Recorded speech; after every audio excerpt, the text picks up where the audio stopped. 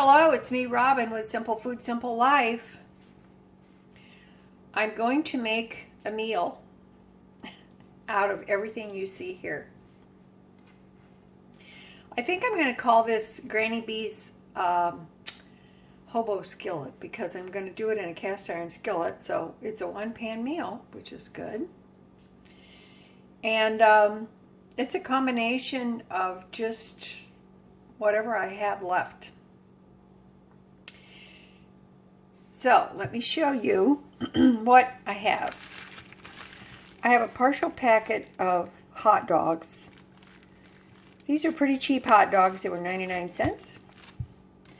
I've got these potatoes left. These were canned potatoes I cut in half, and I didn't eat them all. I browned them, fried them up, so I'm going to use those. I've got a can of corn. I've got some bacon fat I've had in my refrigerator. I haven't had bacon for a while, I can tell you. I have a partial bag of 3-color cabbage and some carrots. And I have an onion that I bought on my Wednesday shop, but I haven't used it yet. So I'm going to slice up some of this. And then, of course, I will use some salt and pepper. So, let's get started. We're going to make Granny B's HOBO skillet. Okie doke. I cut up what potatoes I have left over, and I just cut them up in pieces. And I'm cutting up the hot dog. I'm going to do 2 hot dogs in the skillet. Do you know the difference between a hobo and a bum? Back during the Depression, hobos and bums and vagrants were prevalent. I guess today we just call them homeless, right? Sad to say. But the definition of a hobo is a man who rode the rails and worked. He traveled from place to place and looked for work. I guess you could call him homeless, but that's what he did. A bum was a man who rode the rails and did not work, did not look for work. He just got whatever resources he could get. And a vagrant was a man who didn't travel and didn't work. So that's why sometimes you hear about, or saw in old movies, you know, they arrested the vagrant because he did not work and he did not ride the rails. He just hung around. And there were vagrancy laws. Probably still is. Okay, I've got some bacon fat melted in the skillet, and I'm going to start out with the hot dog slices. If you, back in the Depression, if you called a hobo a bum, he would be insulted. As well he should be, because he worked. He always sought out work.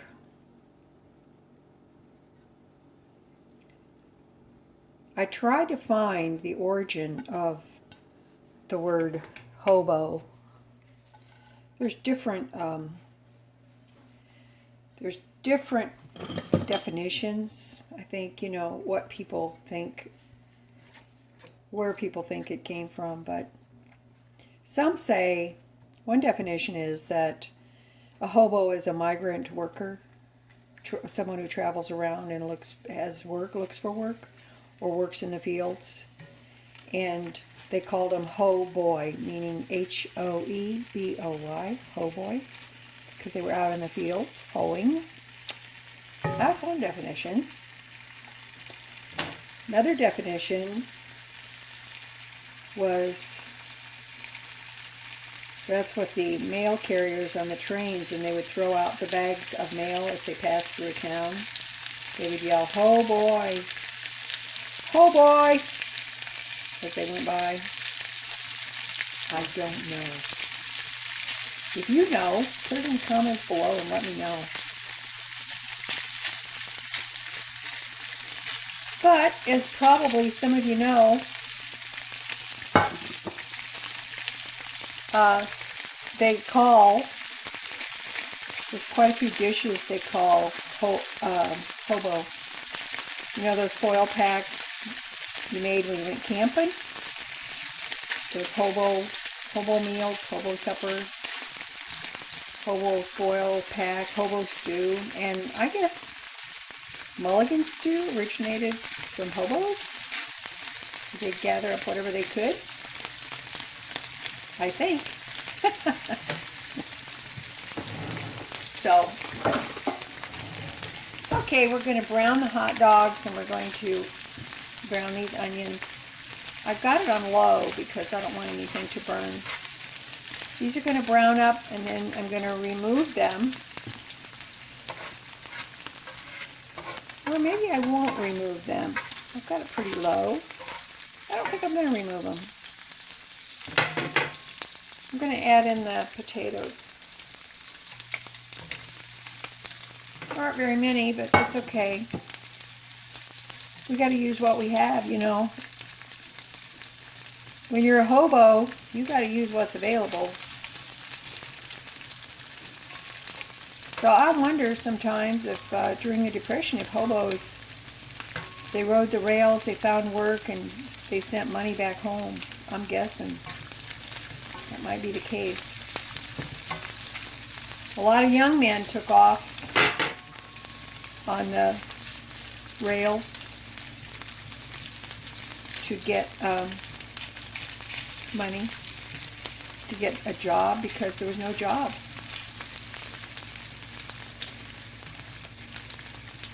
My mom's father, my grandpa, had a brother. His name was Lindsay, and he was a twin. He had a twin sister. And what distinguished them is they both had red hair. And Lindsay was 16 years old, and he disappeared, never to return. They said they thought he ran away, that he was going to ride the rails, be a hobo. I don't know. He was going to look for work. He was about 16, I reckon, and he never came back. I think sometimes that happened. They searched for him, but they never found him.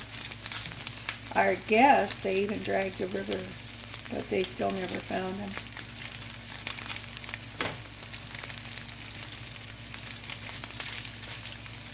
Let's add in what little bit of cabbage we have left. Not much, and it's going to cook up, but that's okay. If I had some cornbread, I would make some cornbread, but I don't have the fixings for that. So I think I'll just eat this with bread and butter. There was a time when every meal, practically, at least supper, had bread and butter, bread and butter. We always had bread and butter.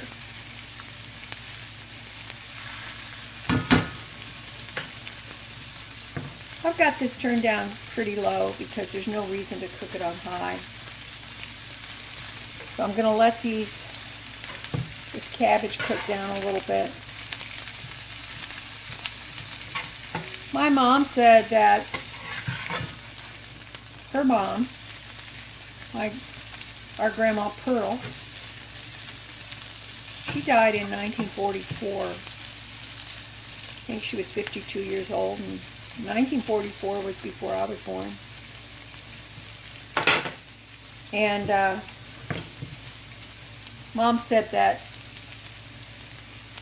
hobos used to come to the back door, and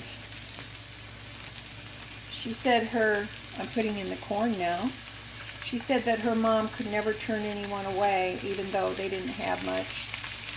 And they had a lot of children. But the hobos would do work. They would ask if they could work for a meal. And so my grandma would give them a little bit of work to do, and she would make them a meal. So the meal would be whatever she had available. And they would maybe weed the garden, sweep off the back walks, and maybe get on a ladder and do whatever had to be done. But she could never turn anybody away. She was a good woman, kind woman. She was a pastor's wife. My grandpa was a pastor. He was an evangelist.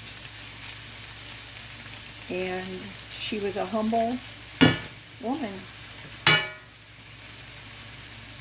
A humble Christian woman. I've seen pictures of her. I wish I could have known her.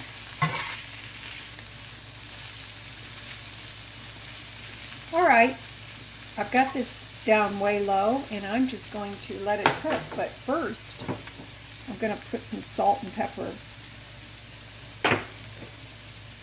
Because salt and pepper is what I've got. Right?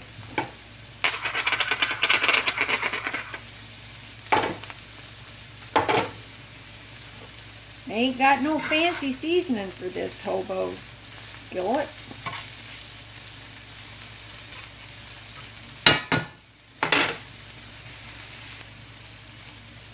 I'm going to save the rest of this corn for another meal. I think if I was a hobo, I would like this meal. I'm curious, did any of you had stories told to you about the Depression era, about what it was like back then?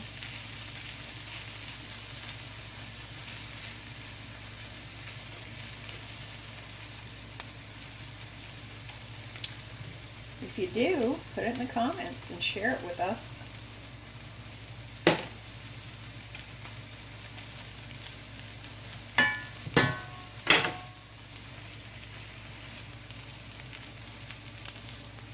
Are any of you familiar with the author Louis L'Amour? He wrote a book, it's a memoir, called Education of a Wandering Man. And when he was young, he went out west, and that's what he did. He wandered around and had all these life's experiences. He wrote the book, and it wasn't published until after he passed away, so it was published posthumously. And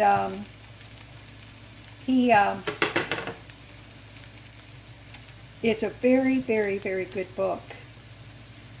He wrote mostly Western fiction, but The Education of a Wandering Man, a memoir, is very good, and if you get a chance to read it, you should. Very entertaining, or any of Louis L'Amour's books were really good. I've read quite a few of his books. If you've read his books, let me know in the comments what you've read. And of course, back in the day, they made a lot of Western movies based on the Louis L'Amour books. So, if you've seen any of those, by all means, let me know. You older ones, you'll know.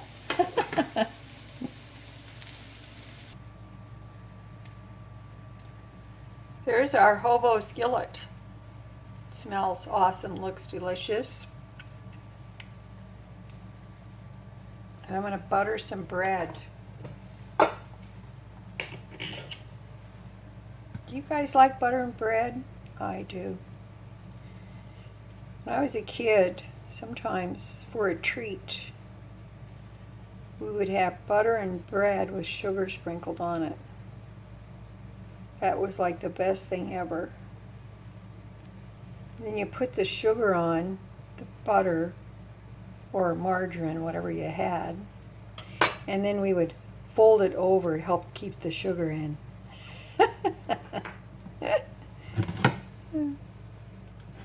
You could do a lot of things with bread, I'm telling you. You really could. Alrighty, let's see. Got my butter and bread here. A little bit of salt.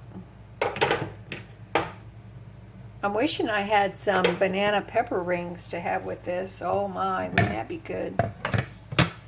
Or maybe we could have some pork and beans on the side. Something about cold pork and beans with a hot dish like this that's just awesomely delicious. Okay, I've got my HOBO skillet. What do you think? Smells good. Looks pretty good.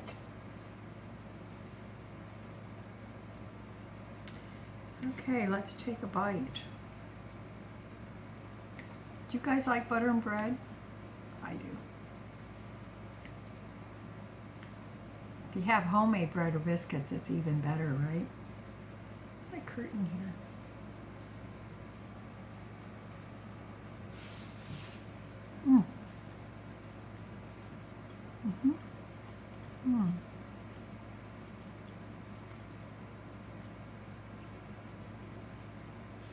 It's good.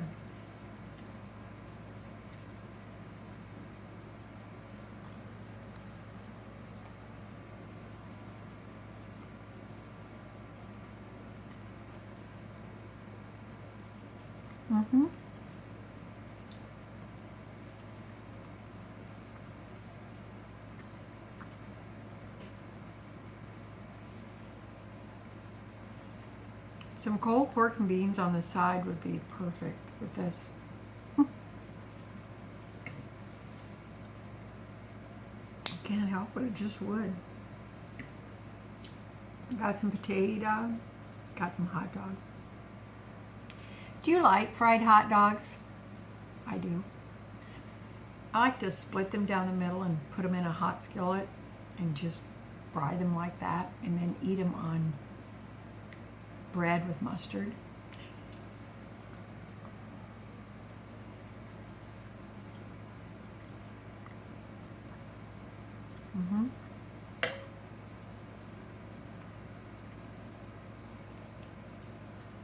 Really, really good.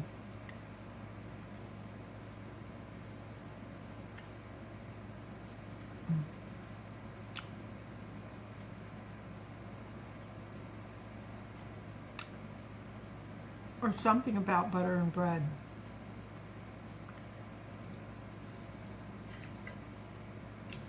I just can't explain it. It's delicious. The cabbage is really good in this too.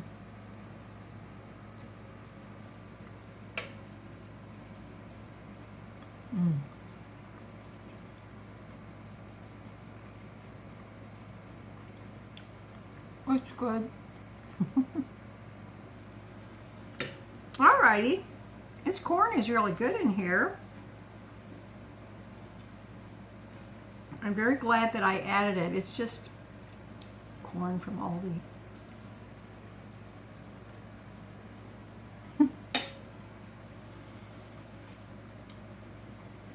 Where I am right now is where I eat most of my meals, at the table.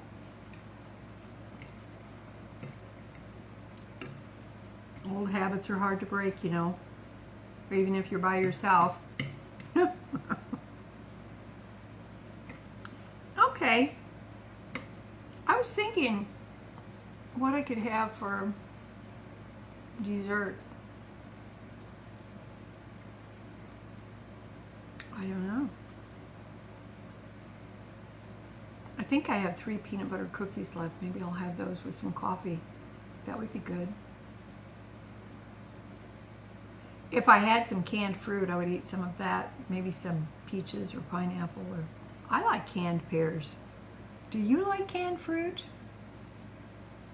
Let me know if you like canned fruit, because I do.